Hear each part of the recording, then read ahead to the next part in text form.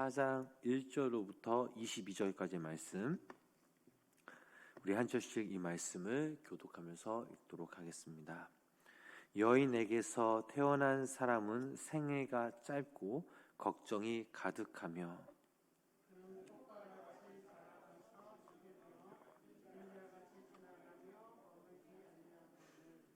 이와 같은 자를 주께서 눈여겨 보시나이까. 나를 주 앞으로 이끌어서 재판하시나이까.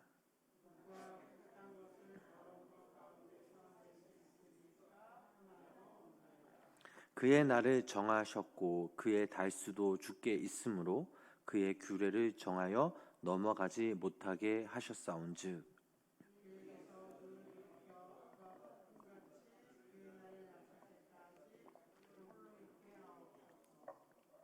나무는 희망이 있나니 지킬지라도 다시 움이 나서 연한 가지가 끊이지 아니하며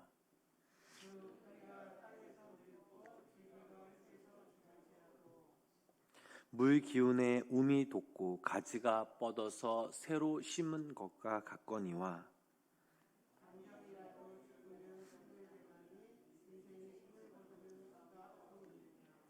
물이 바다에서 줄어들고 강물이 잦아서 마름같이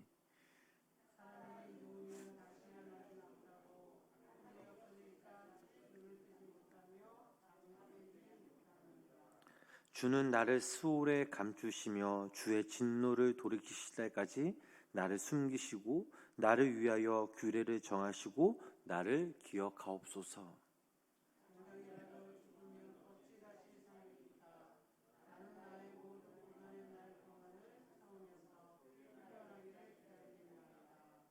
주께서는 나를 부르시겠고 나는 대답하겠나이다.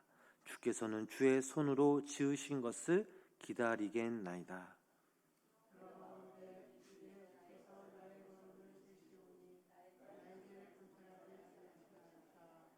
주는 내 허물을 주머니에 봉하시고 내 죄악을 쌈에 시나이다.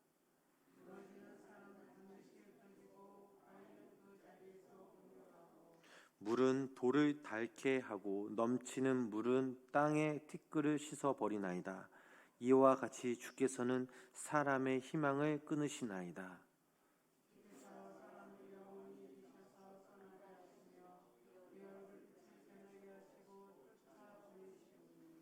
그의 아들들이 존귀하게 되어도 그가 알지 못하며 그들이 비천하게 되어도 그가 깨닫지 못하나이다. 다만 그의 살이 아프고 그의 영혼이 애곡할 뿐이니이다. 아멘. 오늘도 하나님의 인도하심과 사랑이 우리 성도님들 삶 가운데, 가정 가운데 함께 하시길 주님의 이름으로 간절히 축원합니다. 자연처럼 하나님의 섭리를 잘 알고 순응하는 것도 없는 것 같습니다. 분명 이 길고 추운 겨울이 지나면 분명 봄은 찾아옵니다. 아무리 추운 겨울이라 할지라도 봄이 오면 오랫동안 얼어있던 땅이 녹고 대지에는 기운이 돋고 움이 돋고 푸르름이 찾아온 것입니다. 그런데 우리 인생 중에는 여전히 혹독한 겨울을 지나고 계신 분들이 있습니다. 인생의 봄을 기다리지만 마음은 여전히 겨울처럼 춥고 쓰라린 그런 시간을 보내고 계신 분들이 계십니다. 베인 나무에도 움이 다시 돋아나 연한 가지가 다시 자라고 오래된 뿌리에서도 물을 머금은 나뭇가지가 새로운 싹을 내는 법인데 아무리 훈풍이 부는 그런 계절이 되어도 여전히 쓰라림의 시간을 보낸 분들이 계십니다. 욥은 자신의 처지가 마치 이와 같다라고 이야기합니다. 욥이 찾아온 믿음의 사람, 지혜의 사람들인 그의 친구들 엘리바스와 빌닷과 소발조차도 그에게 위로는커녕 오히려 마음의 짐과 고통만 더해 주었습니다.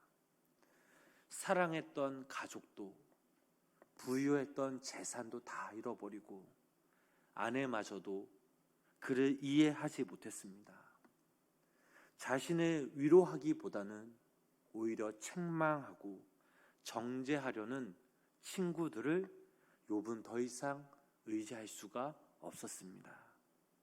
환경적으로나 정서적으로나 육체적으로나 모든 면에서 고통과 절망 속에 있는 이 욥은 아무도 자신을 이해하지는 못하는 그 상황 가운데 하나님께 믿음으로 나아가 간절히 기도합니다. 그런 상황 속에서 욥이 할 수 있는 게 무엇이 있을까요? 그저 기도밖에 할 수밖에 없었습니다. 사람의 그 어떤 것도 더 이상 위로나 도움이 되지 못할 때 그는 자신의 상황을 하나님밖에 아뢰 수밖에 없었습니다. 저희들이 어제 살펴본 그 말씀 13장 20절에서 22절 말씀을 보면 욥은 하나님께 자신에게 임한 그 재앙을 거두어 주시고 공포감을 제거해 달라고 하나님께 간절히 기도하였습니다. 그리고 22절 말씀에서 이렇게 또한 구했습니다. 그리하시고 주는 나를 부르소서 내가 대답하리이다. 혹 내가 말씀하게 하옵시고 주는 내게 대답하옵소서. 주님, 내게 말씀하시면 제가 대답하겠습니다. 그게 아니라면 제가 먼저 말씀드릴 때에 제게 대답해 주세요라고 하는 그런 욥의 간절한 기도였습니다. 봄이 오면 세상에 죽어 있었던 것 같은 나무도 새로운 싹이 나고 희망이 새로 꽃 피우는데 어찌 내 인생은 더 이상 꽃 피울 수 없는 그런 죽음으로 내딛고 있는 겁니까? 이제 더 이상 나에게는 희망이 없는 겁니까? 라고 욥은 울부짖으며 하나님께 기도합니다. 대장부라도 죽으면 그만인데 이렇게 나는 죽어가고 있는 겁니까? 그러면서 욥은 이렇게 하나님께 고백을 하죠. 우리 본문 14절, 15절 말씀을 다시 한번 함께 읽어보도록 하겠습니다. 장형이라도 나는 나의 모든 고난에 나의 동안을 참으면서 풀려나기를 기다리겠나이다. 주께서는 나를 부르시겠고 나는 대답하겠나이다. 주께서는 주의 손으로 지으신 것을 기다리시겠나이다. 아멘. 주님, 제가 기다리겠습니다. 이 고난의 날이 끝나는 그때를 기다리겠습니다. 이 고난의 때에 주께서 아무 말씀하시지 않을지라도 주님 기다리겠습니다. 언젠가 고난의 때가 끝나 주께서 나의 이름을 부르시면 애타게 기다리던 저는 당신에게 대답하겠습니다 라고 욥이 주님께 이렇게 간청하는 그런 기도를 드립니다. 도저히 이해할 수 없는 그 상황과 환경 속에서 왜 나에게 이런 일이 일어나야만 하는가라고 우리 성도님들은 질문하고 계십니까? 그렇게 나에게 감동을 주셨던 주님의 말씀과 은혜가 메말라 버리고 사막같이 고독한 그런 고통의 그때를 우리 성도님들은 지금 이 시간 지내고 계십니까? 때론 믿음이 있는 그런 욥과 같더라도 너무나 극심한 고통과 이 아픔 때문에 차라리 태어난 것을 저주한 그 고통 속의 욥처럼 주님을 원망하며 차라리 저를 거두어 달라고 기도하시지는 않으셨나요? 욥이 들은 그 기도가 우리의 간절한 기도가 되길 주님의 이름으로 축복합니다.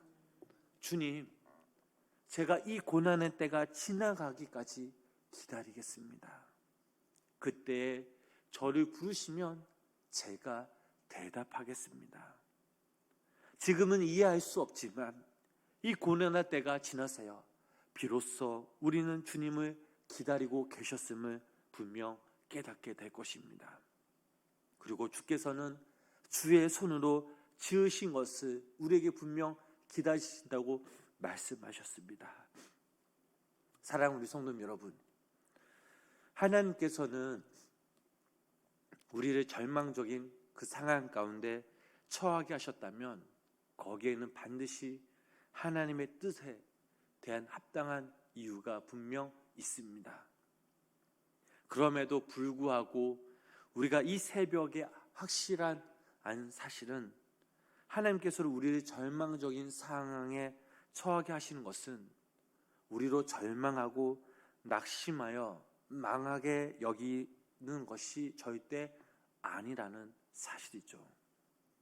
우리의 죄를 해결케 하거나 우리의 신앙을, 우리의 믿음을 연단케 하거나 우리로 하여금 하나님의 시험을 통과하여 하나님이 준비하신 그 상급을 얻게 하기 위한 하나님의 뜻과 계획이 있음을 우리는 다시 한번 깨달아야 될 줄 믿습니다.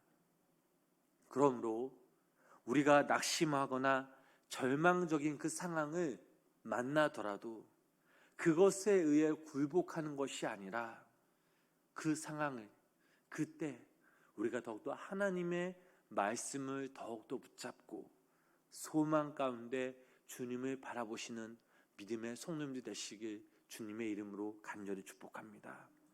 그리하여 오늘 하루도 우리가 이 땅에서 살아가는 동안 우리를 향한 당신의 그 사랑에는 영원히 변함이 없음을 우리가 믿고 의심하지 말고 소망 가운데 주님을 바라보며 주님을 의지하며 나아가실 때에 하나님의 그때를 기다리며 또 그때를 위해서 준비하시는 여호와 일의 그 하나님을 바라보시는 귀한 믿음의 성도님들 삶이 되시길 주님의 이름으로 간절히 축원합니다. 기도하겠습니다. 주님, 왜 내가 아무런 잘못이나 이유가 없었음에도 고난의 때를 겪고 있었는지 이해하지 못하지만 이 고난의 때가 지나가기를 기다립니다. 주님도 나의 고난의 때가 끝나기를, 나를 맞아주실 그날을 기다리고 계실 줄 믿습니다. 사람들이 그런 무식한 그 이해와 오해, 저주와 비난의 때를 친히 겪으시며 십자가의 고난의 그 때가 마치기를 온전히 기다리셨던 그 예수님을 따라 우리도 오늘의 고난의 때가 곧 채워져 은총의 날로 바꿔지는 그 날을 묵묵히 믿음으로 기다리는 성도님들 되게 하여 주시옵소서. 우리를 친밀히 부르시는 주님의 음성에 우리가 진지하게 대답하며 몸을 움직여서 반응할 수 있는 그 날이 속히 오게 하여 주시고, 또한 오늘도 이 새벽 하루의 첫 시작을 예배로 시작하며 또 주님께 마음을 드린 우리 성도님들 한 사람 한 사람을 귀히 여겨주시고 긍휼히 여겨주시고 샘을 북돋아 주시옵소서. 우리가 간절한 기도 제목을 우리가 주님 앞에 올릴 때에 하늘의 문을 열게 하시고 하늘의 신령한 복과 땅의 기름진 복으로 채워주셔서 우리의 기도 제목들이 하나님의 그때 하나님의 방법대로 응답되어지는 놀라운 그런 은혜와 기적이 우리 삶 가운데 임하게 하여 주시옵소서. 예수님의 이름으로 간절히 기도드렸습니다. 아멘.